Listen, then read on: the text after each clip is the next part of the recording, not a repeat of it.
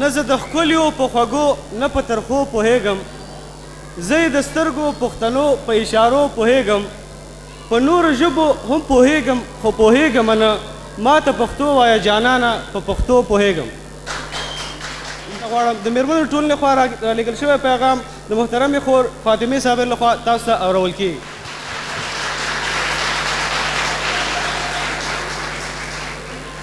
د پښتون سوسیال دیموکرات ګوند محترم مشر ډاکټر ستوری، درنو مشرانو، ګرانو خویندو او ورونو، د پښتون سوسیال دیموکرات ګوند د مېرمنو ټولنې لخوا تاسو ټولو ته د پښتنو د یووالي د ورځې لمانځلو له امله بریالیتوب غواړم. زموږ دا غونډې د هغه بدبختیو د خاطره دي چې موږ ورسره د تاریخ په اوږدو کې مخامخ یو.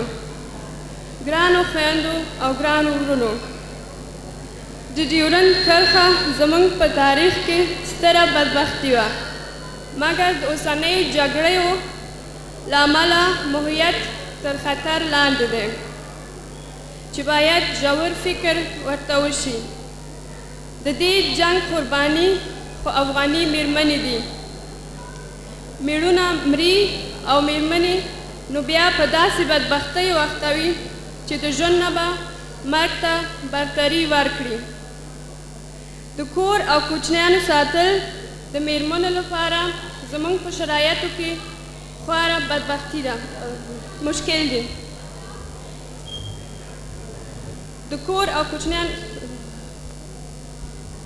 تاسو همیشه د باندنیو یرغلګرو ته غږ ماتونکي ګزارونه ورکړي او ستاسو د تورسرو لخوا تاسو سره ملاتړ شوی.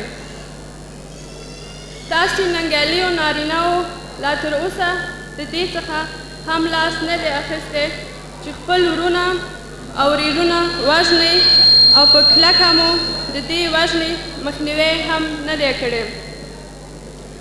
موږ مېرمنو ته تاسو دا وایئ چې د څه او د چا لپاره دا ننګیالي او جنګیالي یو او بل وژنئ او نور هم خپلې تورسرې کونډې کوئ او کوچنیان مو یتیمان.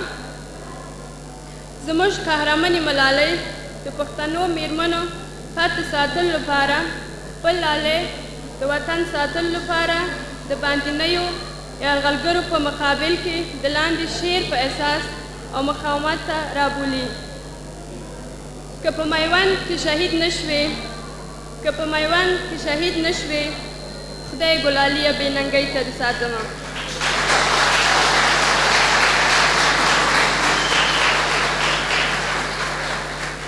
موږ افغاني مېرمنې د خپل فتح ساتلو لپاره تاسو دې ته رابولو چې نور په خپلو منځو کې یو او بل مه وژنئ. زموږ فتح اوس تاسو په ژوند کې ساتلی دی. ګران وطن مو ډېر وران دی او نور هم ورانیږي. راځئ چې په یو غږ راپورته شو او د جنګ په ضد خپل نفرت وښایو او نور دې ته موقع ورنه کړو چې نورې تورسرې کونډې او کوچنیان مو بې پلرونو شي. بې مړونو مېرمنې او بې پلرونو کوچنیان خو د ډېر کړاو سره مخامخ وي. موږ تاسو تورسرې تاسو ننګیالیو هېوادوالو ته دې ځای سوال او زاري کوو چې د کونډو رنډو یتیمانو په خاطر د سپین ږیرو او بېوسلو افغانانو په خاطر مه په بل ورور ځان وژنئ او مه بل ورور وژنئ.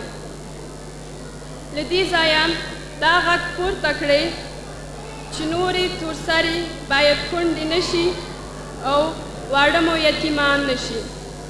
په اخر کې مې خدای ته دا سوال دی چې افغانان دې سره روغ کړي.